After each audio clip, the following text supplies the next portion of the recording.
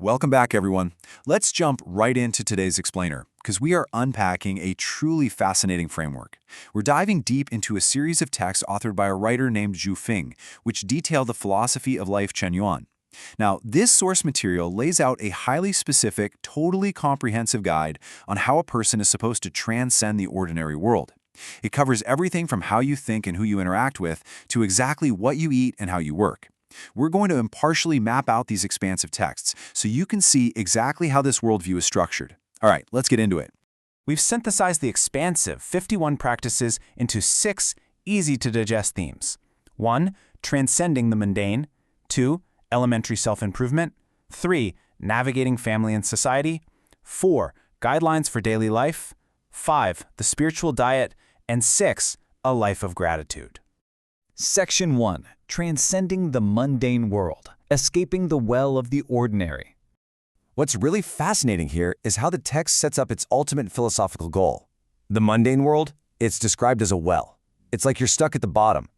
The objective of life, according to this philosophy, is to climb out of that well and transform from an ordinary human into a celestial being. On the left side, we have mundane traits, focusing on fame, profit, power, cunning behavior, flattery, and those heavy emotional entanglements. On the right, we have the celestial traits.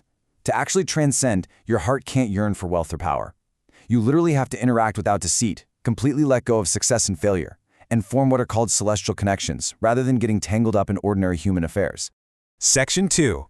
Elementary self-improvement. The foundational steps to the 1,000-year world. Okay, so how do you bridge that massive gap between the mundane well and the celestial realm? Well, the source provides a practical framework. But first, it explicitly defines its vocabulary so we're all on the same page. Self-improvement is defined as the internal work, recognizing, identifying, judging, and finding the best path. Practice, on the flip side, is the external work, actually adhering to this path and implementing it in your daily life.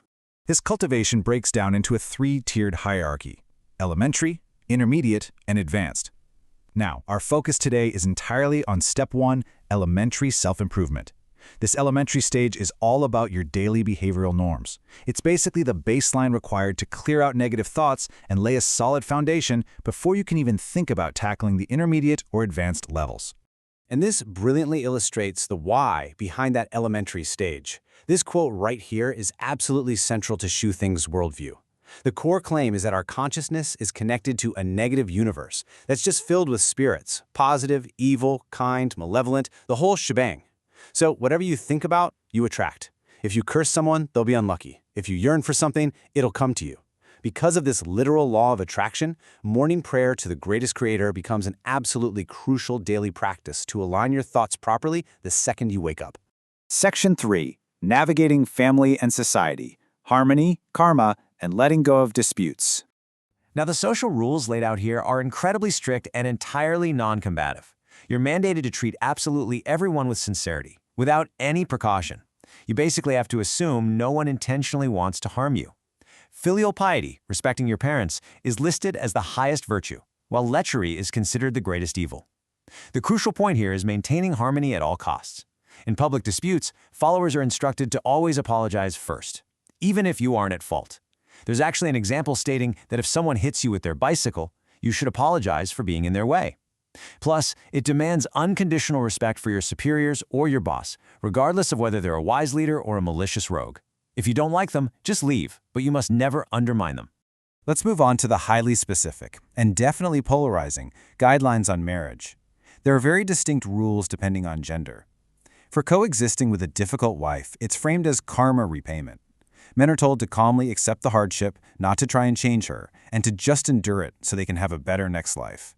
For coexisting with a husband, the emphasis is that no man is perfect. Women are explicitly told not to rely emotionally on men if they ever want to become celestial beings. To understand the underlying rationale for these strict marriage rules, which heavily discourage divorce, by the way, we have to look at this exact quote. The greatest damage to human nature and the biggest constraint on personal freedom comes first from spouses. Bearing the sin of a difficult marriage is actually viewed as a necessary process of self-improvement. Fascinatingly, Marilyn Monroe is used as an example here. The claim is that she met her tragic end because she relied way too heavily on men emotionally, rather than turning her mind to other celestial spaces. Section 4. Guidelines for Daily Life. Information, Work, and Absolute Rest. There are incredibly strict boundaries placed on your consumption and your time. Because modern media mostly just adds to your worries and anger, followers must consume less TV, fewer newspapers, and engage in zero idle gossip. Instead, you're supposed to read sage books and popular science.